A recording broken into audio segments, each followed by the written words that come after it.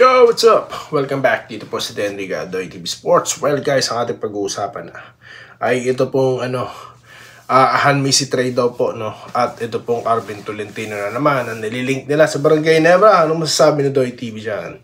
At mga pa-shoutout, okay? So bago po yan, ako po'y bumabati at nagpapasalamat sa mga subscribers po ng channel na ito. Road to 16,000 na po tayo guys. Maraming salamat po sa inyong pagsuporta. Okay, sa mga nagla-like din po, sumusuporta no sa ating page nako po. Maraming salamat po. No, maraming salamat po talaga no. Okay? Sa mga hindi pa po, follow at subscribe na po kayo. Okay. So dito na po tayo guys sa ating topic ngayon no. Dahil nga po, na naman po yung mga fake news vloggers, yung mga chismosong vloggers po no na wala mai-content. Ayan na naman po, no? Ginagamit na naman po ang Barangay Ginebra at pinaglalaroan na naman po nila ang mga fans nito. Okay, kaya nga po sa mga fans po ng Ginebra, i-share nyo na po itong ating content na ito, no? Para po mabigyan ng babala, no? Yung iba pong mga fans ng barangay, okay? Ano po ba yung sinasabi ko? Ito po unahin na po natin, no? Kinakalat na naman po ng mga fake news vloggers, no? Ang iti-trade out po sa Han Misi. So yan po yung maliwanag na chismis. Okay? Dahil tulad po na sinasabi ko sa inyo guys, ang tunay na trade, hindi po yan pinagkakatiwala sa mga chismoso. Lalo na sa mga vlogger na hapit sa views. No? Kasi nga po, madidisrupt po yung possible negotiation. Again, trade is a business transaction guys. Okay? So gugulatin na lamang po tayo niyan sa mga anunsyo. Pero yung para marinig sa mga chismosong vlogger, lalo na sa mga na-fact-check na natin na talagang mga fake news talaga sila, hindi po yan. Okay? So wag po kayong maniniwala dyan. Okay? Kung sino man po mga vlogger ang naglalabas niyan, naku po, kayo na po ang bahala o paniniwalaan nyo pa rin. Okay? So dito naman po tayo sa Arvin Tolentino. Ito po yung nag-ugat dito po sa PBA Moto Club na pinayuhan daw po ito ni sa pagkakaano ko lang correct me if I'm wrong. Okay, kasi nakikita ko lang naman sa Facebook, so dito po sa YouTube. Yun nga po yung payo daw po ni JJ Helterban na take yung pera daw from this league o kaya bumalik sa Ginebra, mga ganun. Kasi nga po mag-e-end na yung contract. So ngayon nililink po nila sa Barangay Ginebra. Ano po sa tingin ko, ano yung basa ko dyan? Well, definitely, I don't think Barangay Ginebra will take him.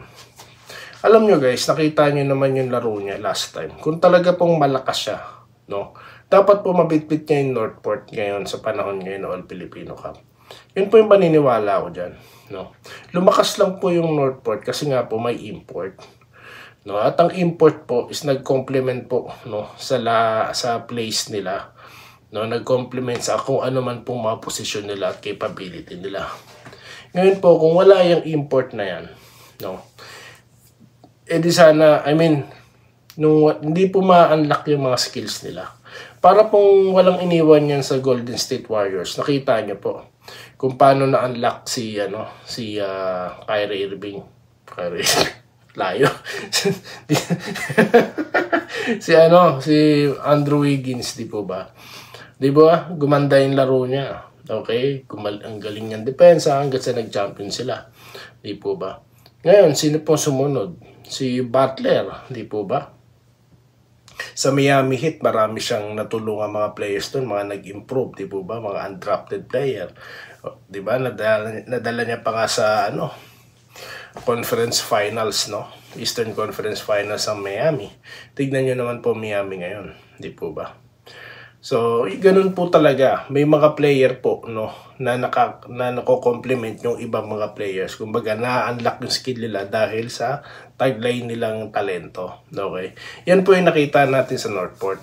At isa nga po sa recipient yan, si Tolentino. Kasi nga po, pag na-open siya. Kasi nga po, may inside presence na po Northport during the last conference, di po ba? Ngayon wala.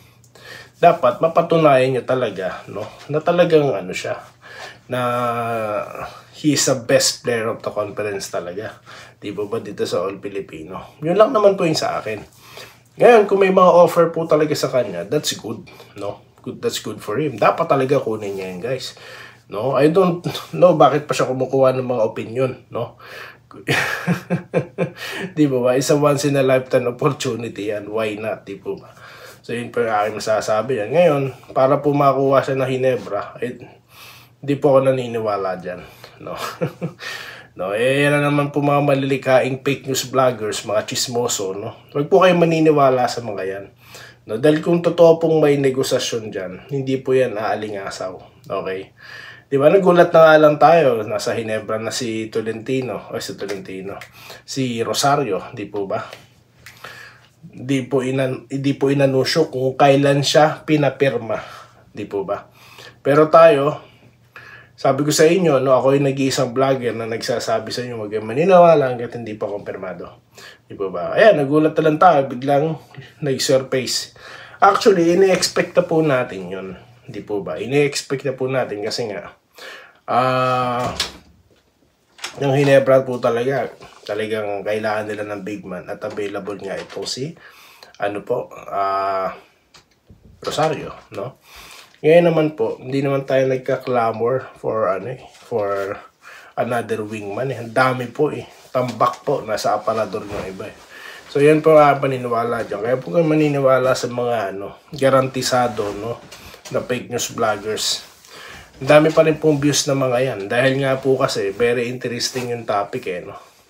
Okay, shoutout na po tayo, guys. Okay, shoutout na po tayo. Dito po tayo sa ating nakaraang content, guys, no. At, habang pong nagre-read, no, ng napakabagal ang cellphone ko, shoutout ko po muna, no. Ito pong si Ma'am Irene Quillos na nanonood, si Sir Rainy Ngasca, ayan, na nanonood din po. At of course, sila Sir Peter Aniban, okay, nanonood din po sila. At si Sir Archie Makirang, no, ayan, yung mga solid po natin. Ganun din po si Sir Wenceslao Hapon, okay. Speaking of Sir Archie, nandito, no, na nasa Facebook din daw po. Morning, tropa. Ako din. Sarap na yun. Masarap daw po ang tulog ni Sir. Si Cyrus Gabello. Ganun din, no? Nag-good morning. Morning din po sa inyo, Sir. Ano po? Okay. Si Robert Quijano. Okay. Na nag-good morning din. Kaya daw nanalo ang Ginebra sa Converge. Maganda daw po ang defense at ikot ang player. So, nice observation po, Sir, no? Okay. Walang tatalo sa Ginebra, Jawo. Sabi ni Sir Peter Aniban. No, shoutout po, no? From Bulacan, no? Ang Aniban family, shoutout po. Roberto Juanino, ikaw ang legit na vlogger. Ay, salamat po, sir, no? Parang ngayon ko lang po nabasa yung comment nyo. Maraming salamat po, Sir Rodolfo. Okay, maraming salamat. Sir Lawrence, correct. Dapat, Lods, bigyan din ng more plans sa Damos. Mahusay sa rebound, big man din yung Lods. Yun na nga po, Kaya nagtataka ako yung iba po kasi na gusto pa ng big man. Nandyan na ang mga pyesa sa Ginebra. Kailangan lang yan, opportunity, time.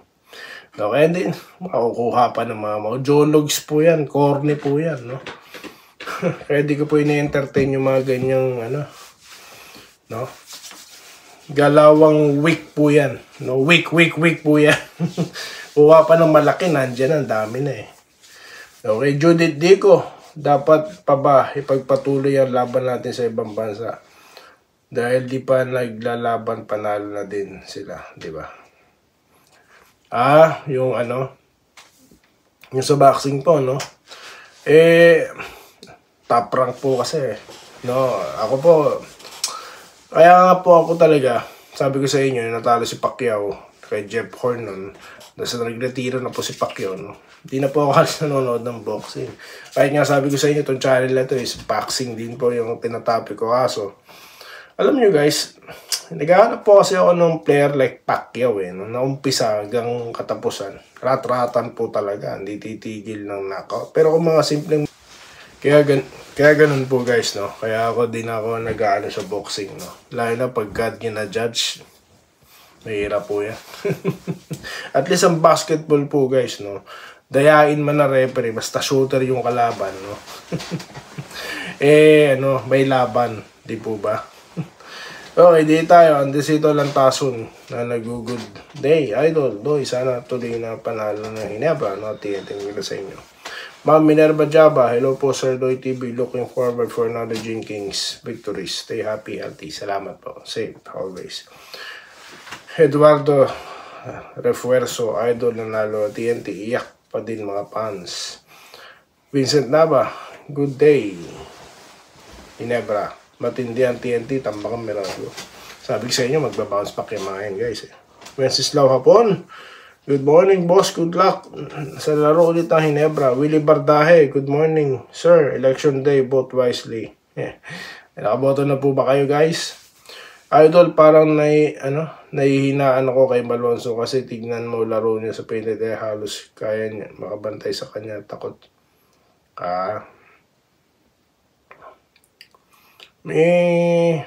Tignan po natin sa mga susunod na laban sir po. Grace Vasquez, good morning. Nanalo daw po yung Ginebra sa Converse. Sana raw po magtuloy-tuloy na. Good morning, sabi po ni Mama Erin Giles. At salamat din po sa pagpapashoutout, no? Sabi ni Sir Bobby Kabading. Sir Bobby Payawal, no? Shoutout po sa inyong lahat, no? So marami po nagsasabi na sana daw po tuloy-tuloy yung panalo ng Ginebra. Ako naman po, ang sabi ko lang po lagi dyan, wala na pong sana. Ang lineup na yan, dapat po nananalo talaga. So yun lamang po guys ang ating pa-shoutout at muli. Maraming salamat po sa inyong patuloy na pagsuporta. At pagkita-kita po tayo guys sa mga susunod na video content. Dito lamang po sa Denny Rigado TV Sports. Muli, maraming salamat po sa inyong panonood. Salamat po sa panonood. Subscribe na para sa mga susunod na basketball at boxing videos.